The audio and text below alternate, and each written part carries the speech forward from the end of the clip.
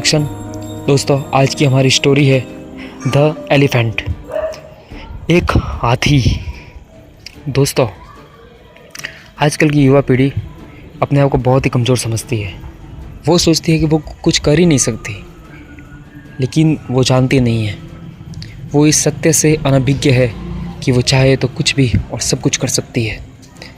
ठीक है दोस्तों, मैं आपको ज़्यादा कॉम्प्लिकेटेड सिचुएशन में नहीं डालूँगा। मैं आपको एक स्टोरी सुनाता हूँ।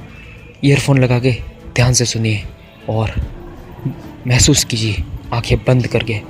ठीक है दोस्तों, स्टार्ट करते हैं। दोस्तों, एक बार मैं एक रास्ते से गुज़र रहा था तो मैंने देखा कि एक आदमी है, दुबला पतला सा आदमी था। वो एक बड़े ही हृष्ट पुष्ट और जो टॉप लेवल का जो हाथी होता है, हम किसे टॉप लेवल का हाथी जिसे कह सकते हैं ना, उस हाथी को एक पतली रस्सी से बांध के लेके जा रहा था।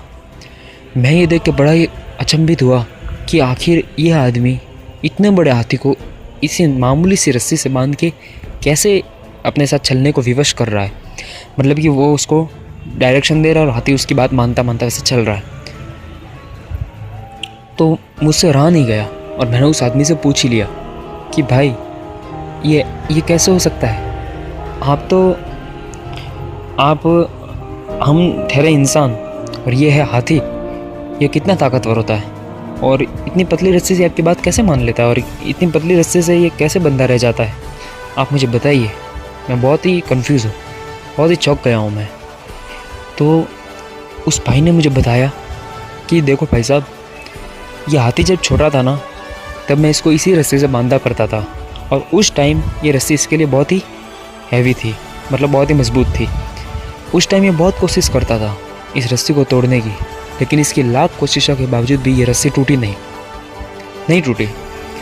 तो धीरे धीरे इसने अपनी कोशिश करना बंद कर दिया और अंत में इसने मान लिया कि हाँ मैं इस रस्सी को नहीं तोड़ सकता। और इसने ये मान लिया ना, ये इसकी सबसे बड़ी गलती थी।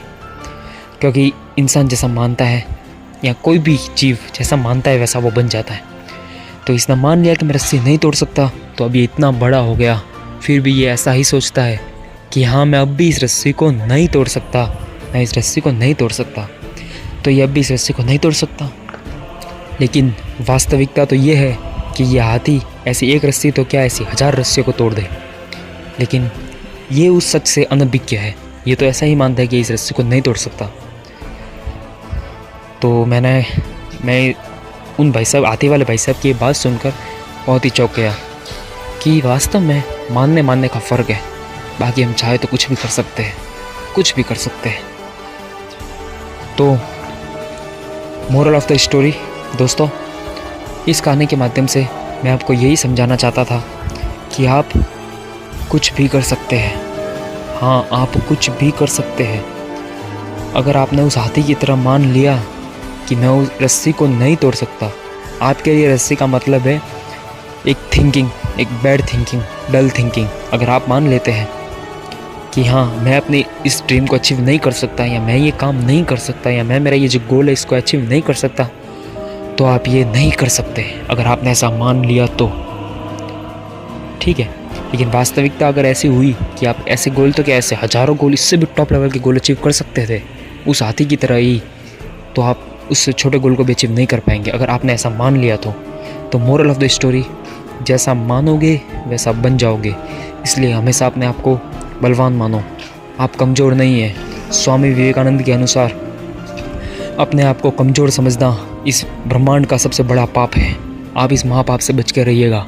कभी भी अपने आप को कमज़ोर मत समझिएगा। आप सब कुछ और कुछ भी कर सकते हैं। स्वामी विवेकानंद ने कहा था कि ब्रह्मांड की समस्त शक्तियाँ पहले से ही हमारे अंदर है। वो हम ही हैं जो हमारी आंखों पे हाथ रख के बोलते हैं कि देखो ना कितना अंधेरा है। तो ऐसी मूर्खता मत कीजिएगा और अपने आप को सर्वश्रेष्ठ मानिए, अपने आप को उत्तम मानिए कि I am the best, I can do it. ठीक है दोस्तों, इसी के साथ मैं अपनी कहानी, मेरी बात ख़त्म करता हूँ।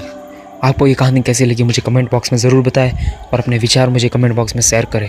और अगर आपको किसी टॉपिक पे वीडियो चाहिए तो मुझे बताएं। और आपकी कैसी भी प्रॉब्लम हो, मैं मेरा प्राइवेट नंबर अपने कमेंट बॉक्स में देता हूँ, उससे मुझे कांटेक्ट कीजिएगा। मैं आपकी हो सकेगा तो सॉल्यूशन कर सकूँगा, मैं कोशिश करूँगा।